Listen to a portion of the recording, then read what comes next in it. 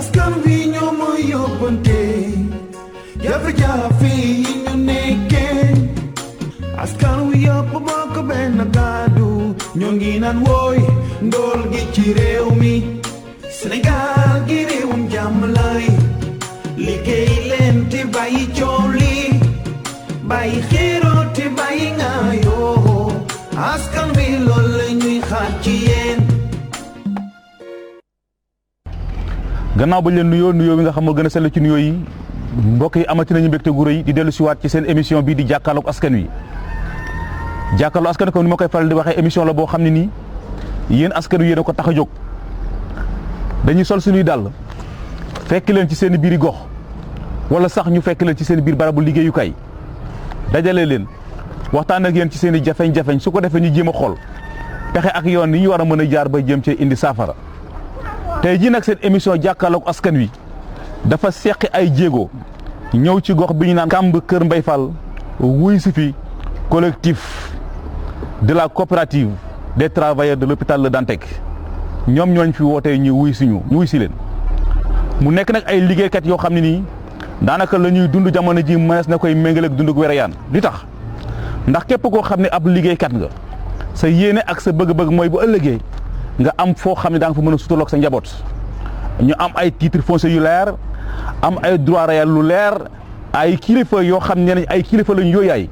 jaay leen doole nangu seen i kër waaye du ma ci sori ndem wala fi dañu ne tungu ni teew ñett ci ëkk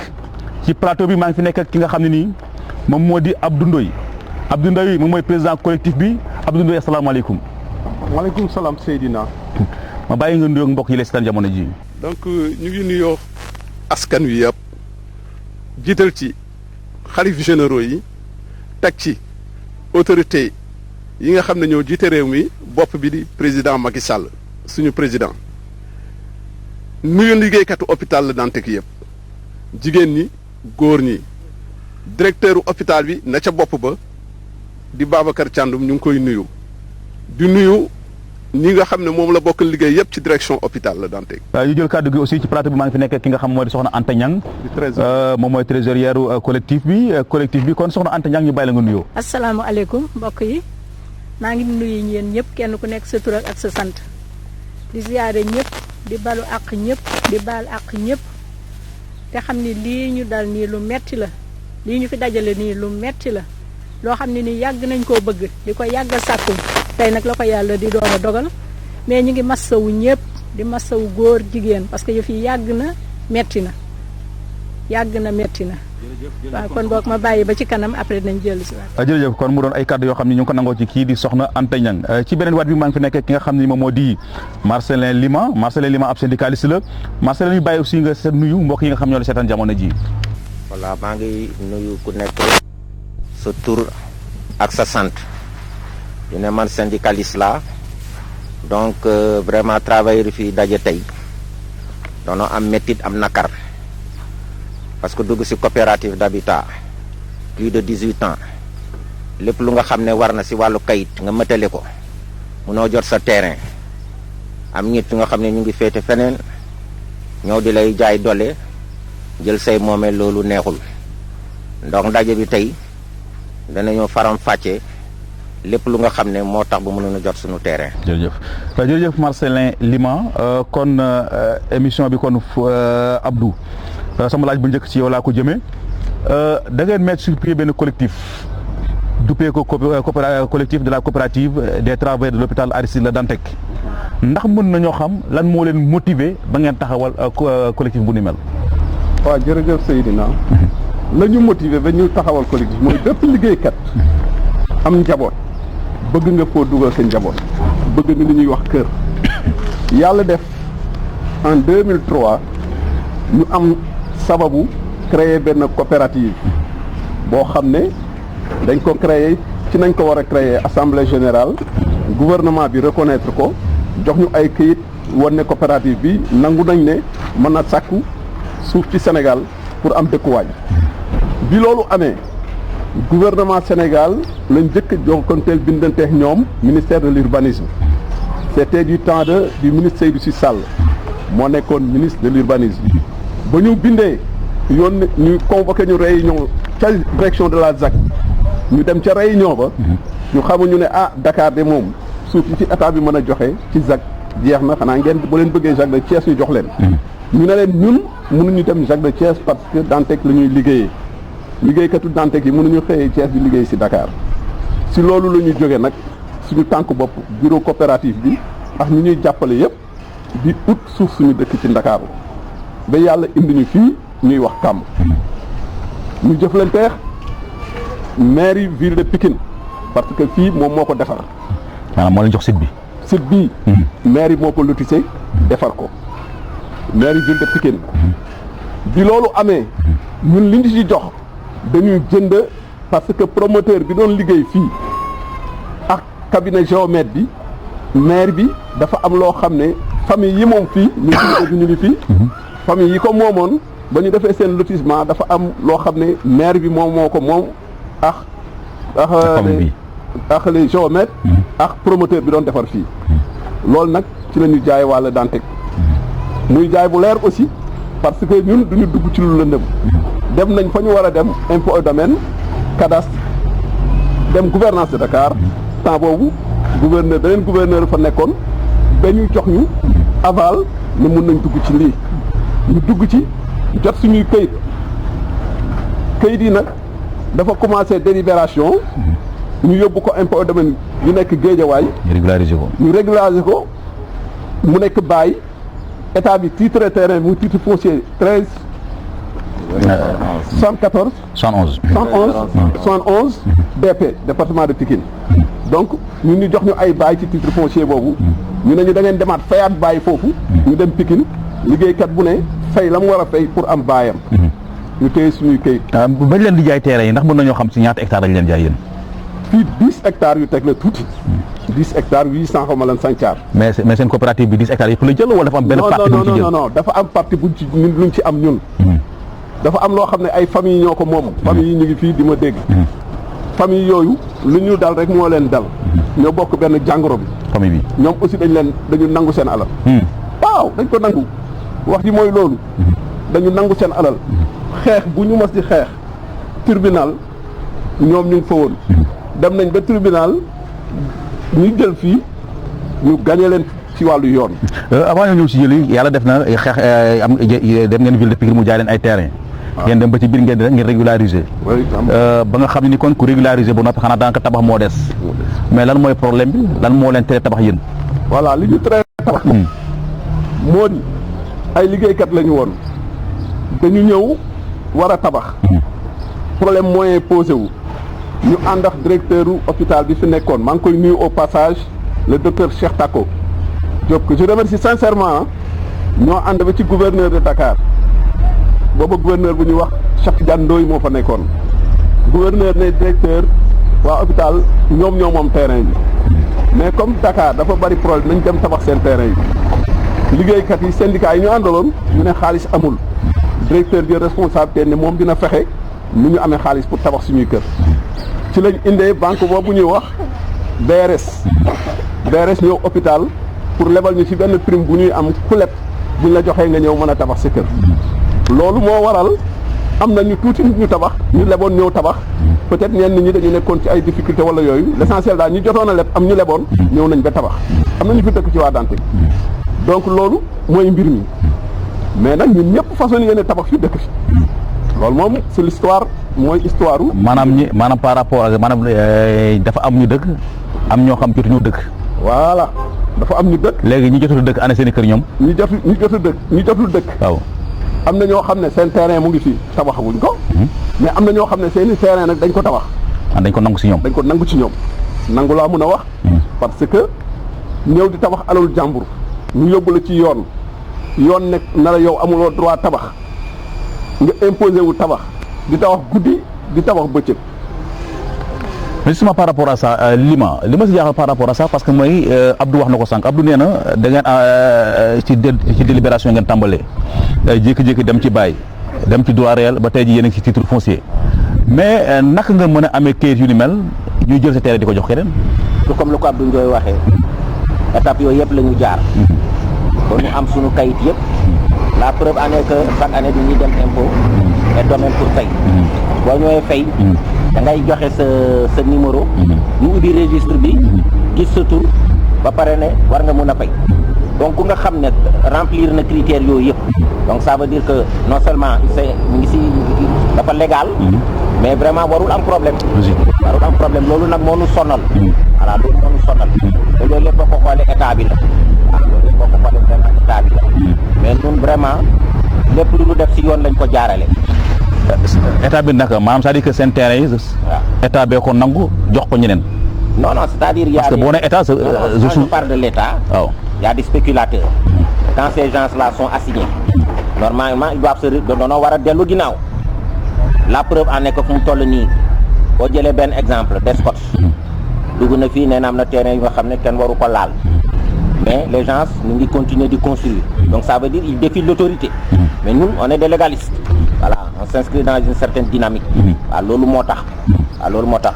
loolu moo di problème mais yéen titre foncier ngeen am ñun titre foncier la ñu am waaw mais ñiy tabax ñoom la ban kayit lañ am kon ñii di tabax xëy na am na yeneen kayit yu nga xam ne ñun xamuñu fu ñu ko jëlee mais ñun comme ni ñu ko mën a waxee suñu kayit dafa leer te comme Abdou Ndoye lu mu ko waxee mu accompagné avec l'ancien directeur de l'époque fu mu dem ñu ne lii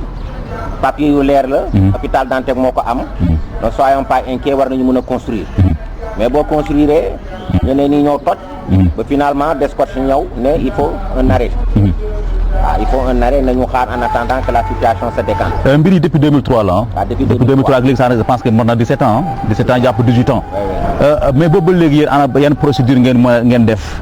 pour que vraiment ngeen mën a accéder ci seen i terrain. Dans le cadre de l'intersyndical en 2012 syndicat yi dañoo lëkkaloo boole seen doole ñu bind ancien ministre de la santé Eva Marie Coll Seck que nous saluons vraiment au passage nu mu jotee suñu bataxal dafa bind Mimi Touré l'ancien ministre de la justice ministre de la justice bu mu bindee jaarul gauche jaarul droite dafa ne lii Dantec moo ko moom nañu def lépp pour que Dantec soit rétabli dans ses droits ça n'a pas été appliqué mais nous n'avons pas maanaam taayunu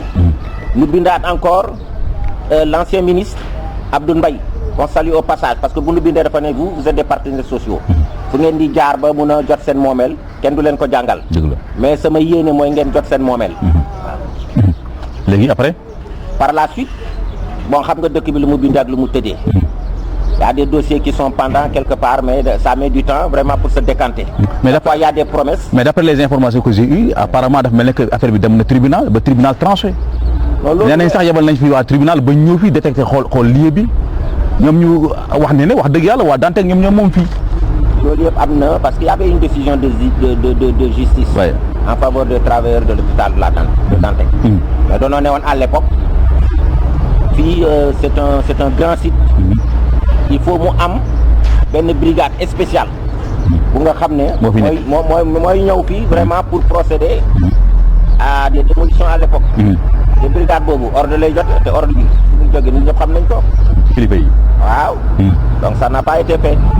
léegi donc je sous-entends que ne comme dafa mel ni kon ay kilifa ay gros bonnets ñoo nekk ci état bi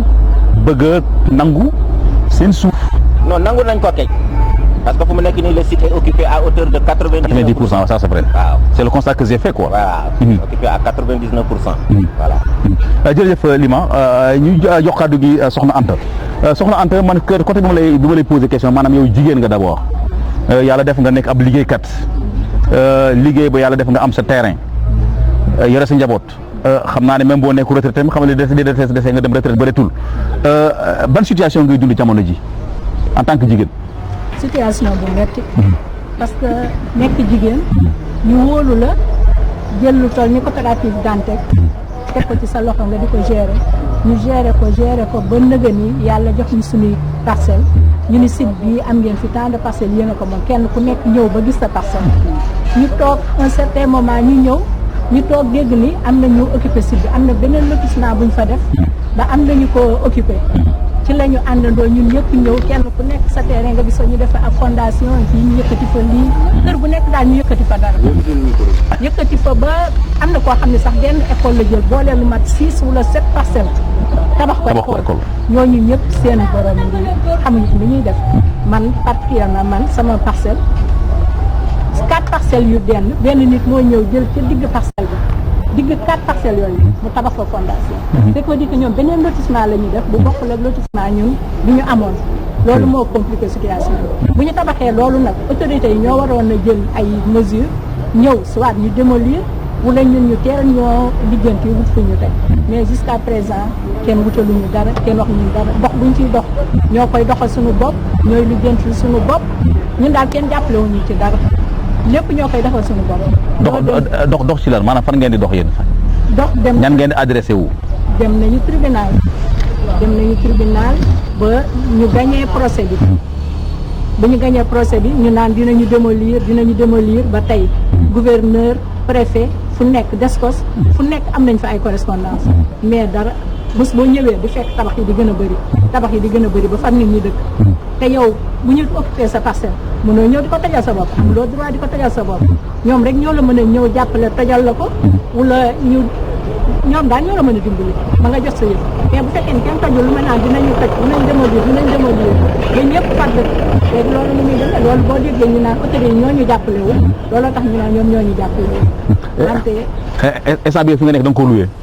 non man maa ngi sama kër sax. maa ngi sa kër bopp. maa ngi ci sama kër. wante ñu bëri fii dañoo loué. ñu ci bëri dañoo nekk sous location. te dem ba retraité fi mu ne ñu ngi fi gis ñëpp genn wàll gi retraité nañu. muy góor ñi muy jigéen ñi fi nekk en activité fi mu ne da nga leen di wàññi. te kenn amu ci kër xam nga loolu itam neexul. ñun daal bu ñu sañoon ñu jàppale ñu delloo ñu ci suñuy droit wala ñu wutal ñu beneen site bu ñu mën a recaser bu fekkente ni toj amul ba mënta toj nañ ñu seetal fu ñu recaser ñu delloo ñu ci suñuy droit ñu def suñuy kër. Abdou ma ñëwaat ci yow tuuti parce que man li ma xaw a jaaxal rek mooy que man bu ma déggee wax ji daal dafa mel ni que daal mbir yi màggu yi la quoi. waaw kii kay bii li ma fi gis màggu yi la quoi te màggu yi la boo xam ne daanaka boo xoolee ba xool dafa mel ni que gros bonnet yi nekk ci kaw dañ ci xaw a dugal seen loxo de. li ñu am fii moom wala. li fi am kay moom romb na sax magu yi. fii spéculation foncière bi fi am dafa jéggi dayoo loo xalaat rek am na fii. kilifa yi xam nañu ñun ay kilifa lañu man yàlla def na defe naa ñaar téeméeri réunion yi romb naa ko wax ay kilifa ñeenti préfet jaar nañ fii yu ma tenir la réunion ak ñoom ci dossier Kamb te ñoom ñeenti ñëpp luñ lay wax danañ ko régler yenn moom seen alal dañ tere ku fa tabax toujours tabax yi continuer Descos dem naa fa ñetti directeur u Descos daje naa ak ñoom ñëpp ci dossier bi toujours ñoom dañ naan non dañuy dem kenn du fa tabax parce que fii dafa am interdiction de construction boo xam ne ba tey ji sax mooy dox mais gis nga ñun ñaa ngi tabax te pourtant dafa am interdiction de construction buy dox boo xam ne gouverneur préfet ñoo ko arrêté. mais foofu waroon ngeen posé la question c'est quoi le problème. ah ñun kay daf ñu jaaxal. li tax waa Descos ñëwuñu pour xool. waaw loolu moom. li tax ngeen wax ak gouverneur bu après finalement mu jékki-jékki jël lépp teg ko ci suuf. wala ngeen posé la question mais kan moo nekk ci derrière ñi nga xam ne tabax. man kay loolu question boobu moom moo ñu gën a jommal ñëpp. parce que xam naa ne ñi nekk seen ginnaaw di tabax. fekk titre foncier jàmbur nga dem di fa tabax. kon ça veut dire que yow ñi la jàppale wala ñi nekk sa ginnaaw. mais yaakaar naa ne ñooñu ay kàngam lañu ay kilifa lañu moom loolu ñun l'essentiel. non dama bëgg ñuy tudd tur yi quoi pour mu leer c'est-à-dire que affaire yi buñ ko raay quoi. parce que dafa am loo xam ne yéen ay légaliste ngeen. parce que man seen papier yi ma gis ni titre foncier la. te titre foncier je pense bien que nit ki bu fekkente ne am na ko kooku moom moo ko moom. même état bi sax bu jëloon décision wax ne dafay nangu titre foncier bi foo da leen di dédommage ay alal ju bare mais ñu jékki-jékki nangu seeni suuf comme ça là te waxuñu leen dara ba noppi nit ñi di dem di tabax kon cela veut dire que ñi nekk ci ginnaaw ñi daa nekk ay kàngam lañu moom laa la bëgg ay kilifa yu nekk ci nguur gi la moom laa la bëgg expliquer ñun loolu la ñu jàpp ñun parce que ñun dañu jël huissier fay ko hôpital fay ko mu ñëw ci site bi mais kër yi ñi fiy fekk dañ la naan ay locataire lañu ok doo fi fekk directement kilifa yi nga xam ne ñoom ñoo fi ne mais ñun dafuñu ay jànkat lañu quand même ñun ñëpp ay jànk ay y a des médecins y a tout donc ay cadre lañu donc ñi fi jël xam nañ leen mais doo leen téye loxo ci poche parce que ñoom duñ fi ñëw. man ay fonctionnaire état lañu. fonctionnaire état lañu c'est la hiérarchie ñoom ñoo fi nekk. man xam naa li ma wax. def naa réunion à tous les niveaux. dañu tollagul ci wax ñan la rek mais ñun xam nañ leen. bés li ñu bëgg bu ñu ko defarul. mais nañ yegg ci wax ñan la. ma ne def naa réunion fu ne je remercie tous les préfets au passage yi nga xam ne maa ñoom toog nañu réunion. le préfet de Pikine actuellement le préfet Ndiaye maa ngi koy nuyu parce que moom aussi toog nañ def na ci li mu ci war a def yëpp def nañ commission de recensement fii ci site bi ñun nga waa préfecture. mais est-ce que préfet moom def na ci li mu war a def d'abord. préfet def na li mu war a def parce que tey jii préfet bu dee interdiroon fii bu ko fi kenn tabax mais kenn du fi tabax. moo wax la lenn nag. est-ce que nekk aussi moom it dafa jékki da ngeen di ñëw wax ak moom mu wax leen benn wax. waaw boo leen wëlbatikoo mu jël dossier bi teg ko ci suuf quoi. waaw nekkaat ci leneen quoi. li mu mun a wax sama kanam. li mu wax sama kanam. ma teewe ko loolu laa mun a wax. moom la mu wax mooy terrain yi fi nekk. mu créé commission ba mu ñëwee créé commission de recensement ñu recensé ko. terrain yi fi des dañ koy jox Dantec moom moo ko wax ci làmmiñam yebal commission maa ci travaillé dans la commission ñu liggéey ak ñoom xam nañ li fi des loolu aussi ba ma ko waxee nee naa ko préfet ñii jël terrain yi di jaay xam ngeen leen ñoom xam nañ leen nañu dimbali ba lii ñu jàpp tënk ko ñu téye ci loolu. xam nga foofu sax du wax ji parce que tey bu ñu defee loolu dañuy trahir li taxoon na jóg esprit coopératif quoi. Voilà effectivement. parce que yéen vous êtes des travailleurs yéen a bokkandoo benn secteur. Voilà dafa liggéeyandoo ensemble. ngeen jékki-jékki dem ba ci biir war nga jàpp ne ëllëg war ngeen mën a dëkk ensemble quoi. voilà tey di buñ jékki-jékkee tas loolu ñuy dëkk fii tey ñeneen dem dëkk feneen mais dañuy dagg dañuy tas esprit coopératif bi. voilà ñoom loolu. kon je pense bien que préfet bu la proposé loolu. mais amul droit préfet proposé wu. xam ko c'est une réunion à la gouvernance de Dakar. réunion bu gouverneur convoqué woon. mais loolu ñu la proposé loolu ñu leen proposé tappale la de. waaw loolu nag moom. loolu mu ñu proposé moom wax ay kilifa la ñu. mu ne mu wax ne tappalale mais l'essentiel c'est que. ñoom la ñu proposé. man loolu daal laa xam parce que ba ñu koy proposé. dama àndoon ak kilifa hôpital bi ca réunion directeur hôpital. est-ce que aussi li leen dal nekkul aussi li ngay jege péage bi aussi. waaw non péage bi dana ko ma waxee tuuti histoire bi moo tax dama bëggoon yeggali tuuti histoire bi 2 minutes bismillah fii 2003. biñ fiy ñëw dara amu fi woon. péage ñu ngi ko commencé wax 2004. le projet péage bi ñëw ñu ne fii dañuy def péage bu jógee Dakar dem Diamniadio bi chantier bi démarré 2006 la ay nit ñëw yor ay kayit yoo xam ne président Ablaye Wade moo leen may ku ci nekk 10 hectares ñàkkurab ñoom ñu ñëw ñu ne fii mooy ñàkkurab waaw man biñ ko waxee ma ñëw fekk leen fii ñoom man xam naa leen parce que daje nañ fii ci site bi man dafa doon ñëw visite ma ne leen mais fii du ñàkkurab ñu ne ma ñoom mooy ñàkkurab dossier bi ñu yóbbu ko tribunal waa tribunal ñëw fii taal seeni oto avocat yëpp ñëw ñu ne fii mais fii du ñàkkurab way wi daanu na yéen kay du ñàkkurab la def leen ñàkkurab ñoom demuñu ñàkkurab ñu continuer incité rek di toog fii di tabax état bi xam na ko Descos xam na ko zone franche bi xam nañ ko ñoom ñëpp dañ fi doon def ay descente di dàq nit ñi continuer di tabax ñoom ñu ne mu ñu leen arrêté bon mais quand même dans un pays où nit mën na jalgati yoon te kenn du ko arrêté il y a un problème mais ñun ñun légaliste ngeen doon ay légaliste hôpital la ñuy liggéey xam nga liggéeykatu hôpital li ko daal dafa métti mooy yow mënoo daw bàyyi say malade naan da ngay gar ay terrain bu ëpp pas mais li ma yow en tant que yéen en tant que syndicaliste quoi parce que syndicaliste dañ ko xamoon mooy yëngu-yëngal comme ni ko Mamadou comme ni ko Castro doon waxee mais dafa mel ni que yéen boobu ba léegi dégguñu leen daanaka non pourtant ñu ngi ci terrain bi parce que comme nañu ko waxee coopérative bi depuis 2003 la donc tous les directeurs yi nga xam ne jaar nañ ci hôpital bi ils se sont inspirés du dossier wax nañ ci def nañ ci luñ ci mën a def luñ ci war a def bu keneen demee tamit keneen day ñëw léegi ñun lu ñu jaaxal comme nañu koy waxee ñëwoon nañu ba bëgg a tabax mu am des problèmes Descos ne nañu xaar en attendant nous régler problème bi nous sommes des légalistes ñu toog di xaar ñeneen ñi di construire est-ce que bàyyi xam nga loolu aussi neexul léegi li ma mën a wax mooy idée coopérative bi boo gisoon mu sosoon ko danoo bëggoon nekk ensemble dëkk ensemble am suñu car de transport di liggéey en toute tranquillité di ñibbisi en toute tranquillité comme c'est le cas de l'Institut Pasteur ñoom danoo am seen cité am seen transport bu ñu xëyee ñëw sans problème bu ñu ñibbisi ñëw sans problème boobu ça c'était l'idée de la coopérative loolu moo taxoon nu sos coopérative bi léegi en 2019 Macky Sall bu mu ñëwee à l'hôpital Aristide Le Dantec pour inaugurer l'unité interventionnelle de la cardiologie nous en tant que syndicalistes doonoo lëkkaloo suñu doole bëgg a yëngu-yëngal directeur de l'époque la directrice de l'époque moo nu ne il faut surseoir à tout dàq leen lépp bàyyi leen lépp su soobee yàlla ci discours bi dinaa wax seen soxla Macky Sall bu mu jëlee kaddu dafa président bu mu jëlee kaddu nee na dégg naa seen mébét dinaa ko wax les autorités compétentes dans ce domaine ñu gëstu si. Donc nous sommes en 2021 dégguñu dara. Donc c'est l'occasion d'interpeller le président de la République. moom léegi moo mun a régler problème bi moom léegi moo mun a régler problème bi. jërëjëf kon mu nga ko loolu introduction kese la woon ndem jàkkaarloog askan wi la ñu wax léegi li ñuy def mooy jël kàddu gi delloo ko askan wi su ko defee ñu dellu si waat ci plateau bi. askan wi ñoo ma yóbbante jafe-jafe yi ñu nekkee. asalaamaaleykum waa Walfadjri ñu ngi leen di gërëm di leen sant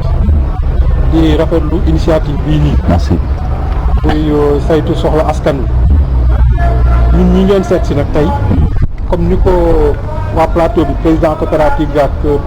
Lima ak madame Ndoye waxe noonu rek la tëdd mais man en tant que koo xam ne dafa bokk ci lii 2003 ba tey loolu ñu wax ci ay këyit yëpp loolu am na li ñu wax ci dem justice yëpp loolu am na xam nga lan mooy réel problème fii nii exécution décision de justice parce que yeggoon nañ ci nañ démolir li ñuy fi def ñu woote waat parti yëpp wax ni fii investissement wu 6 milliards la kenn du ko toj li mën na nekk mooy nañu recenser parcelles yi fi des réaffecté ko Dantec léegi nag ñun bu ñu dugaatee ci esprit wu coopérative bi ñu taxawoon déjà dañ koy forcer ñun en tant que travailleur de la Dantec ñoo ngi ñaan autorité bi gën a mat ci dëkk bi muy président Macky Sall ni ko li ma waxe ndax fi ñu war a dem yëpp épuisé nañ loolu décision bi mu war a jël maanaam délocaliser ñu ñun nañu ci dimbali defal nu ko parce que ñii fi toog ñi ci ëpp retraité nañ possibilité bañ amoon 2003 ñenn ñi dee nañ parce que ñi ko sosoon ñi ci ëpp dem nañ seen i njaboot a ngi fi mais wax dëgg yàlla tey yow possibilité bi nga amoon 2003 mën a def prêt banque dem tabax sa kër sa njaboot dëkk ba amatoo ko yaa ngi retraité kon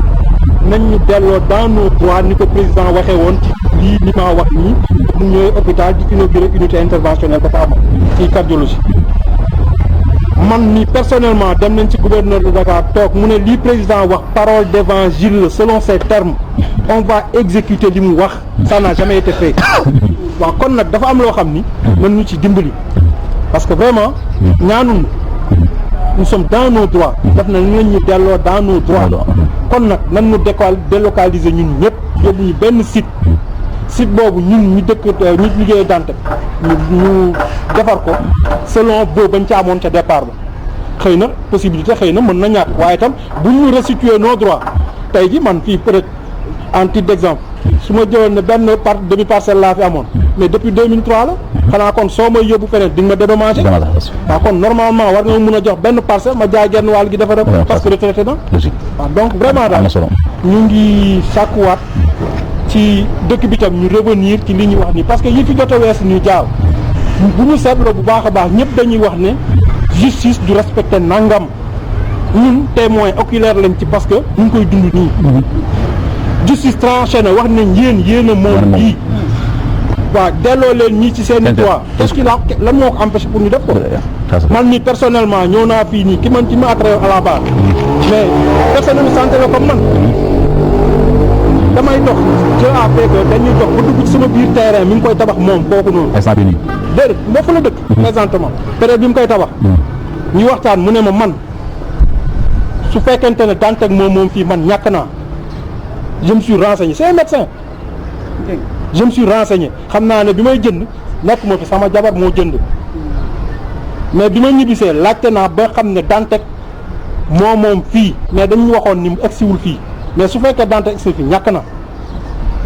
j'ai fait un prêt de 8 millions moom laay construire nii léegi nag je prends le risque su fekkee toj nañ ko fa li laay xam suñ ko tojee wuti leneen wan ñu benn autorisation de construire boo xam c'est du faux pendant ce temps Descos mi ngi fii parce que dañ ko fi samp wax ne bu kenn tabaxati ci la tabax yi ñuy jóg waaw qu'est-ce que ça veut dire ça nit ki tam dëgg la tudd daal il faut que tam nit ñi ñun ñëpp ñoo bokk Sénégal nit ki mënul di liggéey à la sueur de son front mu génne xaalisam jënd terrain nga ñëw nangu ko ci doole parce que lii doole la en fait doole la en fait léegi nag ki censé faire la loi moom moo lay xañ moo nekk di jalgati loi léegi nag kooku moom la ñuy ñaan nañu delloo dans nos droits c'est quoi on ne demande pas ñu toog fii këru kenn mais nañ ñu wutal feneen fu ñu dem dédommager ñu parce que vraiment dañuy tooñ. Merci. État Sénégal moo ñu tooñ kon nag ñu nan delloo dans nos droits. Merci. Je vous remercie. asalaamaaleykum. waaleykum salaam. waaw man madame Diop. pare Kandji. di infirmière d'État. def 36 ans hôpital la. liggéey sa liggéey bu métti fajar laa doon jóg. 6 heures du matin si jàkk ji laa doon jullee. dajale sama xaalis ba jënd fii. kon tey suñu ko jëlee tabax ko lu metti la. ba pare jigéen lañu. amuñu doole ndax infirmière ñëpp xam nañ seen salaire. yàlla moo ñuy suturaal nag barkeelal suñu loolu mais man li ma jaaxal ci affaire bi mooy que ne loo xam ne dem nañ justice ba tranché ba pare ñuy ñëw continuer di ko tabax chaque jour suñu ñëwee fii ñu andi waa domaine Pikine nag ñëpp ñëw génn kayit yu leer wane na ñoo ko moom ba pare bàyyi nit ñi ñuy tabax ñun suñu tabaxee ñi fi defoon fondement da ngay ñëw fekk ñu teg sa fondement ni ñu bàyyee nit ñi ñuy tabax ñu tere la ñuy tabax noonu la ñu waroon na ñun sàmmal ni suñu alal bi ñu fi jot a def waaye da ngay ñëw fekk ñu toj ko man sama terrain ki ko tabax homme de tenue la ma ñëw mu ne ma moo ko moom ba tabax na ko ba dëkk na. ak policier wala gendarme. gendarme la tabax na dama ñëw ma fi def fa numéro am ne moom terrain bi ba ma ñëwaatee ma ñëw fekk guddi tegoon nañ fi bee ay gendarme yu fi doon garder noonu ni ñuy mën a def ñuy garder ba pare. nit ñi di tabax guddee ñu tabax ah mais ñun li ñu bëgg gis nga président bi mu ñëwee Dantec di def visite dañ ne woon bu kenn wax man naa ngi photo yi ba mu ñëwee dama ko expliquer wax ko mu ne ma ndax Namora la ma ne ko du Namora Kër Mbaye Fall Kamba la mu ne bu soobee yàlla dinaa si jóg effectivement demoon nañu ba tribunal ba ñu tranché waat na ñoo gagné mais ñun ñu gagné ba pare te mënuñoo jot suñu alal loolu ñu xamul loolu suñ ko teg ñëwoon nañ ne dina am fu ñuy jox beneen bi Pikine ñëwoon na ba fii jël ñun ñëpp suñuy numéro na am na fu ñu teg waaye ba léegi gisuñu dara ñun li ñuy ñaan président moom sa Dantec si buntu laboratoire boobu foofu laa taxaw photo yaa ngi man mu engagé wu na dina ko lijjanti nañu ko lijjanti jàppale ñu ndax ñu sonn nañu merci suñu doole jeex na man retraité naa il y a 2 ans. salaamaaleykum mbooloo bi man di leen sant di remercier waa Walfadjri di leen ñaanal bu fan ak wér di remercier mbooloo waa Dantec yëpp yi nekk fii ñun du ñu yokki Seydina ay père de famille ay mère de famille ku nekk génne si poosal 2 millions boo xam ne dafa ñefe débrouiller mu fay ko pour un terrain 18 ans il ne parvient même pas à recevoir ce terrain bi ñun daal am ñu lu ñu wax kenn nag nit rek la ñuy joxoñ mooy suñu président de la république président Macky Sall ñun bokk nañu ci réew mi kon nag on a le droit de travailler et acheter des terrains et des habitations mais ñun tey lu ñuy ñaan mooy suñu terrain Kamb Kër Mbaye Fall Kamb waa hôpital Aristide Le Dantec ñoo ko moom dem nañu dañu tranché juge yëpp nee nañu waa hôpital ñoo ko moom pourquoi président bu mu ñëwee à l'hôpital Aristide Le Dantec pourquoi président bi joxe ordre ba pare gars yi accepté ñu ordre bi defuñu ko kon loolu ils n'ont pas respecté le président de la république ñu ngi interpellé waa DSCOF tamit aussi lu ñu def nañu def tout le maximum possible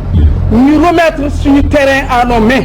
ñu loolu la ñu ñaan suñu wax yi tey on a commencé nos combats et le combat on ne va pas arrêter ce combat tant que jotuñu suñu terrain on ne va pas reculer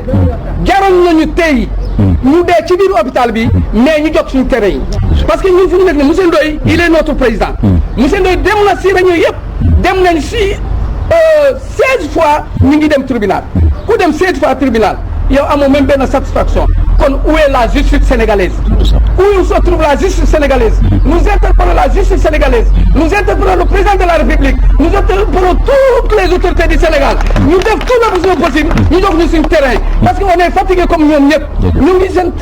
kër et actuellement fii Kamb la ñu nekk fii ñu nekk fii yëpp moomuñu ko parce que nous sommes les premiers à acheter les terrains ici à Kamb kon nous devons être les premiers à habiter ici à Kamb pourquoi ñun ñu jël terrain yi en première position ñu ñëw à la dernière minute ñu ñëw jël suñu terrain yi pourquoi et avec ça le président de la République les ministres les députés ñoom ñëpp ñu ngi nelaw di wax yeneen yoo xam ne ñun soolawuñu ko ñun lu ñu soolaw mooy lu ñu moom on a notre droit et on a le droit de revendiquer nos droits et donc man lu may wax Seydina je remercie et je compte beaucoup sur Walfadjri Walfadjri def leen tout le maximum possible lii mu yegg si état bi te je sais que dina yegg te le président de la République dina ko dégg nañ ko jox suñu terrain merci beaucoup monsieur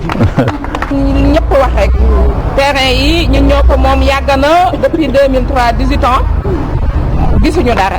lu ñu teg fii des ko ñëw ne dañoo monter fii dindi suñu bos bés bu nekk dindi suñu bos bés bu nekk dindi suñu bos ñeneen ñi di tabax guddeeg bëccëg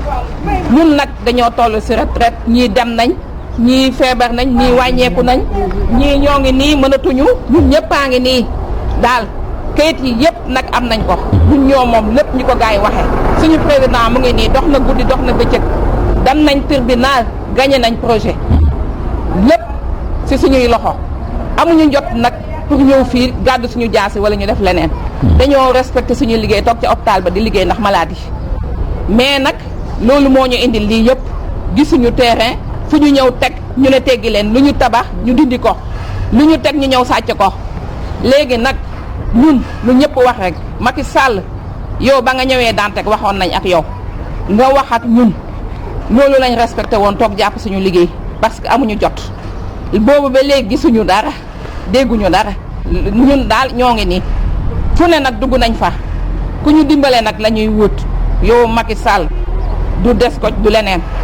fii ñëpp fi dëkk ñun xam nañ lépp ay gendarme ak ay ñoom Marème Faye Sall ak am nañ fi lu ne am nañ fi ay avocat ak lu ne Marème Faye Sall waroon na dawal yërmande si jigéen ñi xam na ñun ay jigéen lañ amuñu dara dañoo daan suñu doole jël suñu ñaq bi cotiser ko fii bëgg a dëkk mënuñoo dëkk ñii dee nañ moitié bi dem nañ moitié yaa ngi nii mënatuñu fu mu nekk nii nag Macky Sall yow yaa ñuy dimbale si dëkk bi lañ dëkk nekk ay travailleurs yoo xam ne amuñu doole Macky Sall yow la ñuy woo yow yaa ñu mun a jàppale suñu suuf si te yàlla rek tax sonn nañu 18 ans du benn fan jërë ngeen jëf Walfadjri affaire daf ma métti man mii di jeune nga xam ne sama papa moom mi nga xam da doon liggéey pour ñun liggéey dajale xaalisam ba jënd terrain wam ba nar si tabax pour que ñun ñii ñu dëkk ci depuis 2003 mu ñu koy wax te depuis boobu ba léegi ñun gisuñu dara te depuis loolu mu ngi daw ak ñun di jóg ak daanu ci location yi te loolu dafa métti mais ba ma ñëwee fii man dama foog ni woon man kese la dal mais ba ma gisee père de famille mère de famille fii affaire daf ma métti trop où est la justice man ñu